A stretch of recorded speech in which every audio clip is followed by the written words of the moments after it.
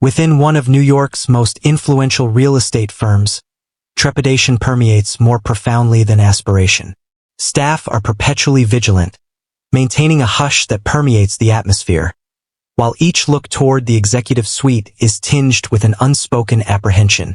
A tyrannical figure dominates this environment, stifling anyone who has the audacity to oppose him. Yet, he remains unaware that today marks a turning point in his life. The new employee he deems unimportant is, in reality, the rightful owner of this company, and he has arrived to dismantle the manager's oppressive rule. Jonathan Sterling entered the glass doors of Titan Crest Holdings, New York Division, a formidable branch of his expansive real estate empire. Titan Crest stood as a formidable force in the industry, a giant in the realms of commercial real estate development, investment, and asset management. With a portfolio that includes opulent office towers, upscale residential buildings, shopping centers, and multi-billion-dollar urban renewal initiatives, it was an entity that defined skylines and transformed urban landscapes. Yet this evening, all of that faded into insignificance. For the reason that Jonathan Sterling, the billionaire orchestrating everything, was not present in his true form. Clad in a modest gray suit, a counterfeit ID badge affixed to his lapel proclaiming him as John Stevens, he seamlessly merged with the throng of mid-tier workers navigating the lobby. There is no security detail. There has been no media attention. No grand entrance. He entered the company's front doors not as a CEO but as a keen observer. This wasn't the initial occurrence. Sterling had crafted his wealth from the very foundation, and he had discovered early on that reports could deceive. Figures were often twisted, and executives shared only the narratives they wished to convey. To understand the inner workings of a company, one must venture beyond the confines of spreadsheets, delving into the lives of employees weighed down by deadlines, the hushed dialogues in break rooms, and the silent anxieties that linger in the atmosphere. Recently, whispers about this office had been reaching his ears. The New York division of Titan Crest played a pivotal role in managing some of the company's most prestigious real estate transactions, multi-million-dollar developments, upscale properties, and significant urban expansion initiatives. On paper, it was a treasure trove. Profits soared to unprecedented levels, with productivity reaching new heights. Yet, an unsettling sensation lingered. The initial indication was the stillness. Upon reaching the 20th floor, Sterling was struck by an eerie silence that enveloped the space. An office of this size ought to resonate with a subtle vibrancy. Phones ringing, hushed conversations, and the sporadic laughter of weary colleagues. The atmosphere was stiflingly silent. Workers remained rigid at their workstations, gazes fixed on displays, fingers moving with mechanical accuracy. Avoid trivial conversations. No fleeting looks. Simply calm, measured effectiveness. Excessively restrained. His keen gaze swept across the room, noticing the subtle, revealing details. The way some employees instinctively tensed when a particular door creaked open, the fleeting, anxious looks cast toward the corner office, and how the atmosphere lightened for those who stood farther away from it. At that moment he caught sight of him. Richard Calloway, director of the region, the individual overseeing the entirety of the New York division. Lofty, in the midst of one's 40s, a navy blue suit, impeccably pressed to sharp perfection. Calloway stood near the executive offices, arms crossed, surveying the floor with an air of authority, as if he were a ruler observing his domain. He was not in the forefront. He observed intently. What about the employees? They were aware of it. Sterling identified the kind immediately. Calloway failed to succeed. He held the reins. His very existence had the power to transform the atmosphere in the space. As he strolled by, individuals quickened their pace, their shoulders tensing and their voices hushed. They averted their gaze from him. He was shunned by them. Sterling maintained his distance, observing, assessing. As he approached the break room, a sound caught his attention. A noise that felt entirely out of place here. Weeping. It resonated softly, a subtle sound yet undeniably clear. Sterling's pace diminished. He pivoted gently, directing his attention to the distant corner of the break room, close to the lockers. Through the slightly ajar door, he caught sight of two silhouettes. A youthful lady, head lowered. Her fingers clutched the edge of the metal table, as if anchoring herself in place. Next to her stood a young black man, his voice low and filled with urgency. Sterling remained still. He simply absorbed every word.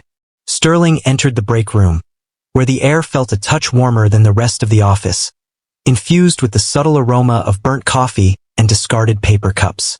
The vending machine emitted a gentle hum from its corner.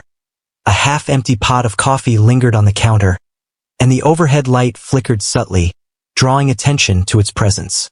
The atmosphere was one that typically thrived on light-hearted chatter, playful rumors, or the rare, weary chuckle from staff taking a brief break. Yet an eerie stillness enveloped the room. At that moment he caught the sound. A sound. Quiet, strained. He shifted his gaze to the distant corner of the room, close to the line of gray lockers. Two figures lingered, their forms slightly angled away from the entrance. A young woman sat with her shoulders hunched and her head bowed, her fingers gripping the edge of a metal table as if she were trying to hold herself steady. Beside her, a young black man leaned in, speaking to her in urgent, hushed tones. Sterling edged forward cautiously, straining to pick up snippets of their dialogue. "You mustn't allow him to continue like this," the man whispered. His voice carried a subtle strength, soft yet commanding. "He's striving forward, believing in his own capabilities. It's essential to express your thoughts." The woman quickly shook her head, her fingers clenching the table with intensity. "Who should I be addressing, Jordan?" Her voice was delicate, scarcely rising above a whisper. "To human resources, to the corporate office. Do you really believe they are unaware?" He was unequivocal. "If I don't conform, I'm out." Sterling sensed a tightening in his chest. This was not merely a matter of workplace tension. It wasn't about a challenging client or an overlooked deadline. This was truly remarkable. Profound essence. Jordan let out a sharp breath, his irritation just under the surface. "Elena, this doesn't seem correct. He ought not to." "I understand." Her voice trembled. "I understand." She swiftly wiped her face, straightened her back, and took a sharp breath, as if she were compelling herself to reassemble after having unraveled completely. "I really need this job," she whispered. "I'm left with no options." Sterling's jaw clenched. He had encountered this previously. Varied environments, diverse sectors, identical narrative. A formidable figure, beyond reach. An employee in a precarious situation, ensnared. And a framework crafted to maintain that state. He might take action at this moment. Approach her, offer a greeting, inquire about her well-being. However, that is not the case. At this moment, he was not Jonathan Sterling. He was not the wealthy proprietor of this enterprise. He blended into the office crowd, a mere silhouette among familiar figures, and individuals were reluctant to share their thoughts with someone who probed too deeply. Not in moments of fear. He sauntered over to the coffee machine, filled a cup, and leaned back against the counter, exuding an air of nonchalance. There was no need for him to get involved. Not at this moment. He simply had to pay attention. Jordan brushed his hand across his face, letting out a slow breath. "What if we were to?" The break room door creaked open. Jordan and Elena stood still, caught in the moment. Sterling sensed the presence behind him without needing to look back. A change swept through the atmosphere. The atmosphere shifted, a chill creeping into the space. A measured, intentional voice pierced the stillness. "Is everything okay in here?" Elena quickly averted her gaze, her hands clenching into tight fists at her sides.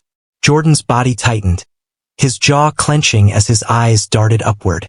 At that moment, Sterling finally pivoted, placing his coffee on the counter as he confronted Richard Calloway.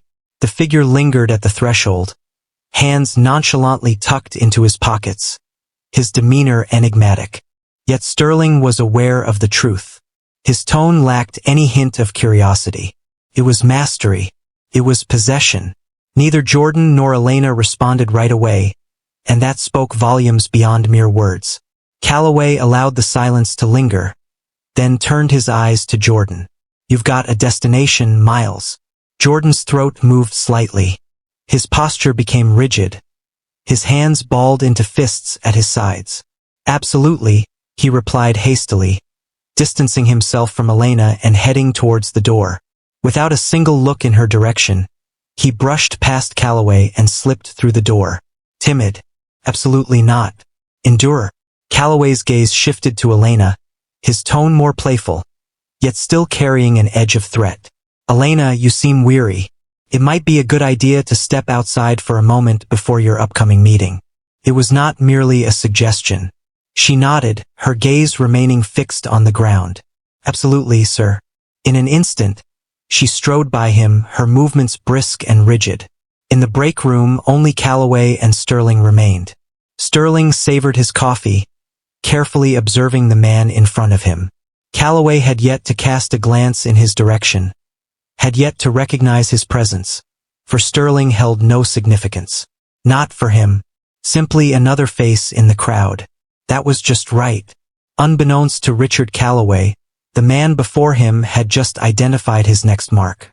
Sterling exited the break room, his steps deliberate, his expression inscrutable. He had discovered long ago that in environments like this, influence wasn't solely in the words spoken. It was in the nuances of who initiated the conversation, who averted their gaze, who quickened their pace at the mention of a particular name. And tonight, every instinct whispered to him that Richard Calloway was at the heart of it all. He had to uncover the precise actions taken by Calloway. Jordan Miles would play a pivotal role. Sterling noticed him at his desk, positioned at the far end of the floor, rapidly flipping through a stack of papers, his movements quick and anxious. The strain in his shoulders lingered, a remnant of their meeting in the break room. Sterling moved closer, each step measured and intentional, allowing Jordan to feel his presence before he arrived. "Hey!" Sterling said, his voice low and relaxed. "Do you have a moment?" Jordan jumped, then pivoted, carefully arranging his expression into a mask of neutrality. Yet his hold on the documents grew firmer. "Absolutely, of course. Hello there."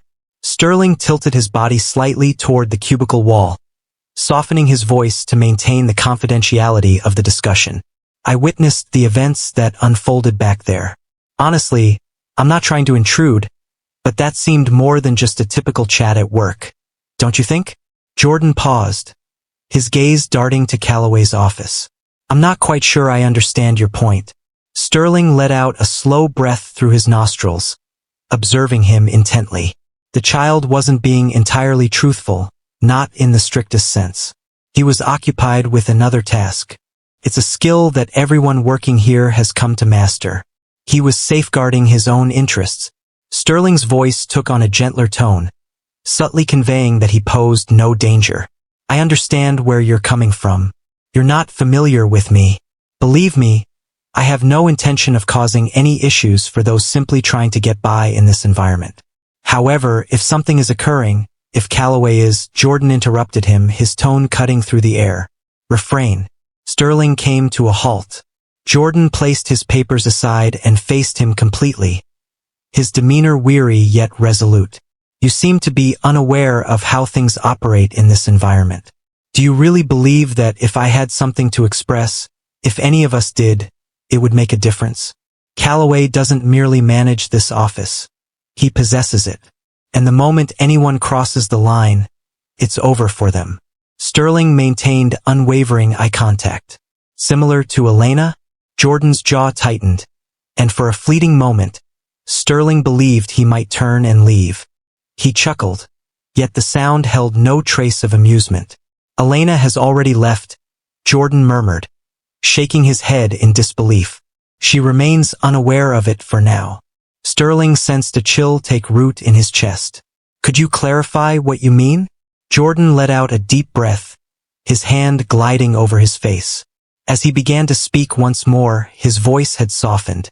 "It seems like he's orchestrating a situation for her, burdening her with unachievable timelines, excluding her from discussions, ensuring she falters to create a reason for her dismissal.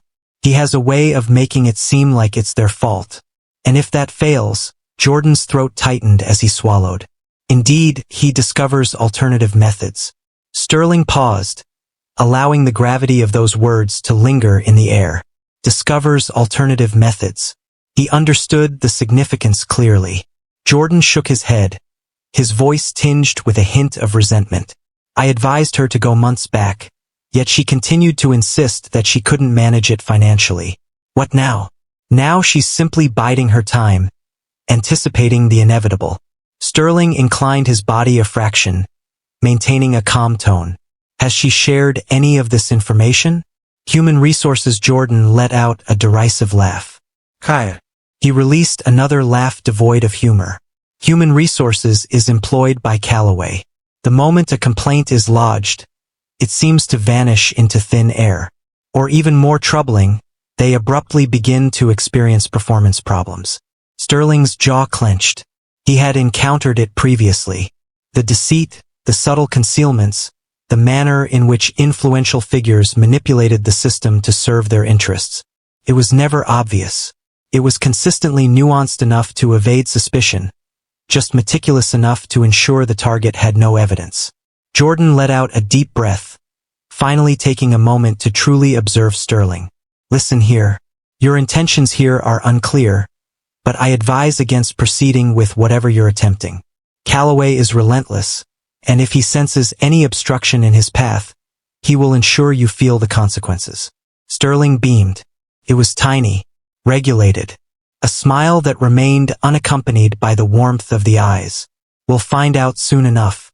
Jordan furrowed his brow, observing him closely, likely questioning why fear didn't seem to touch him. Just as he was about to speak, a voice pierced the silence of the office. Jordan. Both individuals pivoted. Callaway lingered by his office, observing them with an icy, inscrutable demeanor. His arms were folded, his stance relaxed yet authoritative. Jordan promptly stood tall. Indeed. How may I assist you? Callaway grinned, lean and keen. Why not return to your tasks? Jordan acted without a moment's pause. Absolutely, sir. He averted his gaze, clutching his papers and making his way back to his desk, not sparing another look at Sterling. Callaway paused for a brief moment, observing Sterling intently. In an instant, he pivoted and strode into his office. Sterling observed him depart, his thoughts already churning.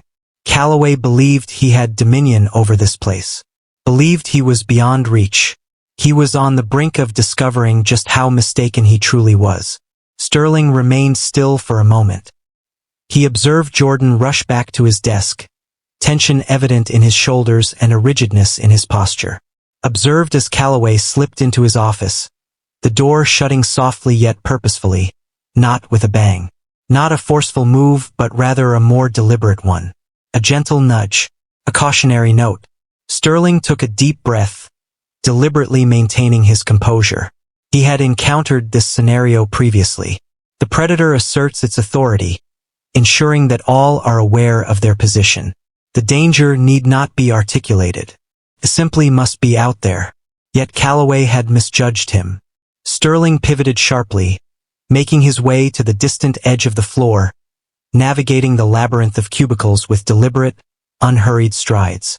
The atmosphere was heavy, a palpable weight that hung in the air, evident in the way the staff averted their gazes, fingers racing across keys, feigning ignorance to the turmoil surrounding them. Yet there was always an observer. His gaze settled on Chris Nolan, the IT specialist Jordan had referred to, a man in his early 30s, with sharp features and weary eyes, carried a posture that hinted at a life spent learning to shrink in spaces like this. He sat bent over his desk, fingers flying across the keyboard, earbuds nestled in place. As Sterling paused next to his cubicle, Chris's fingers lingered uncertainly above the keyboard. A brief moment of stillness, almost imperceptible. Chris was fully aware of the reason for his presence. Sterling tilted his body just a bit, his tone relaxed yet subdued. Do you have a moment? Chris hesitated to raise his gaze immediately. He cast a swift, instinctive glance around, assessing who might be observing. At last, he removed one earbud and shifted his gaze. Oh, really? Sterling was efficient and purposeful. I seek information regarding Calloway. Chris's expression remained unchanged, yet his grip on the mouse subtly intensified. A subtle, quiet sign of tension. What prompts your inquiry? His voice carried a sense of neutrality, tinged with caution. Sterling gave a slight shrug. It seems to me that this environment is not particularly governed by trust and respect. I thought you could verify that for me. Chris emitted a brief chuckle, yet it rang empty. It seems you might be a newcomer. Something along those lines. Chris let out a breath through his nostrils, his fingers drumming lightly on the desk. For a fleeting instant, Sterling considered the possibility of dismissing him entirely. In a voice that barely rose above a whisper, Chris said, "Elena, you're asking because of her, aren't you?" Sterling remained non-committal. He simply bided his time. Chris let out a weary sigh, his hand moving to cover his face. "Listen, I'm not sure what you believe you can accomplish, but I assure you, it won't succeed. Calloway has complete control over this place. Kaya will not take any action. The executives are indifferent, provided the figures appear favorable. What about Elena? She's in a tough spot." Sterling's demeanor remained unchanged, yet a subtle tension gripped his chest. "Describe to me precisely what is occurring with her." Chris paused, uncertainty flickering in his mind. Then, subtly, he's orchestrating her downfall. The pressure of looming deadlines, unexpected shifts in tasks, and the occasional oversight of not being included in meetings. He's ensuring she appears inept. And when that wasn't sufficient, Chris swallowed. He retains her beyond the usual hours. Isolated. Sterling's jaw tightened, yet silence prevails. Chris let out another laugh, though this one carried a hint of bitterness. "Absolutely, we have. Not in an official capacity, because no one is that foolish. Yet we are all aware of the unfolding events. Calloway does as well. That is precisely the point. He desires for us to be aware. It's an element of the oversight. He is beyond reach and he ensures that everyone is aware of it." Sterling observed him intently. "What about you?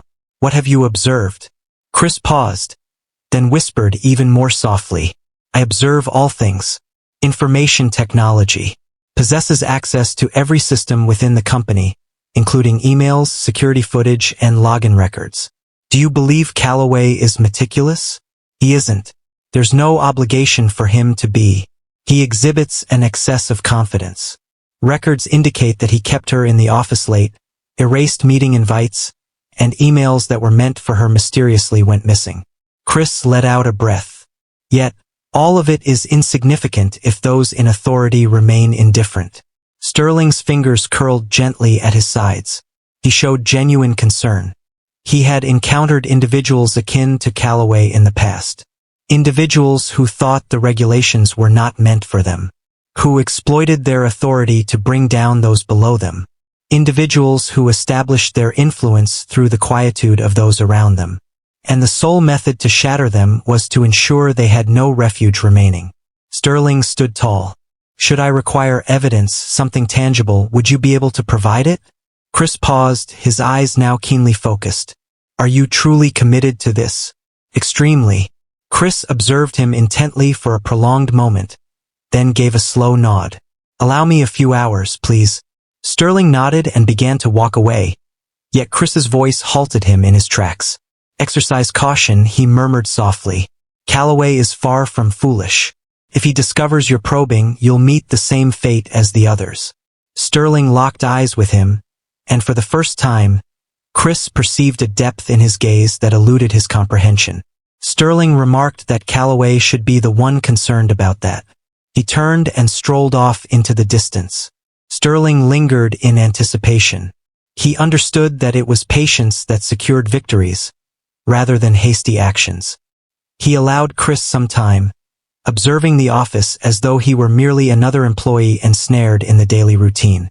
Employees cast furtive looks at Calloway's office, moving with the hushed intensity of those skilled in traversing a field of hidden dangers. He observed Elena at her desk, her eyes vacant, fingers moving with a mechanical precision, as if she had resigned herself to the unavoidable. Suddenly, His phone buzzed, indicating a new message had arrived. The task is complete. Let's rendezvous in the server room. Sterling rose, gliding forward with the effortless grace of one who was truly at home. No one challenged him as he strolled past cubicles, through a corridor flanked by tinted glass, and approached a restricted access door that Chris had left slightly open. Within the room, a series of servers buzzed softly, their gentle light casting a glow on Chris as he rested against a desk, arms folded, gaze intense. Silently, he pivoted his monitor to face Sterling. A video file has been opened. Sterling hit the play button. The footage captured by security cameras was silent yet undeniably incriminating. Calloway and Elena found themselves in the office, the late-night hours stretching around them. Elena stood rigid by the doorway, while Calloway lounged at his desk, speaking with an easy, almost too comfortable demeanor. He advanced, closing the distance, trapping her in his space.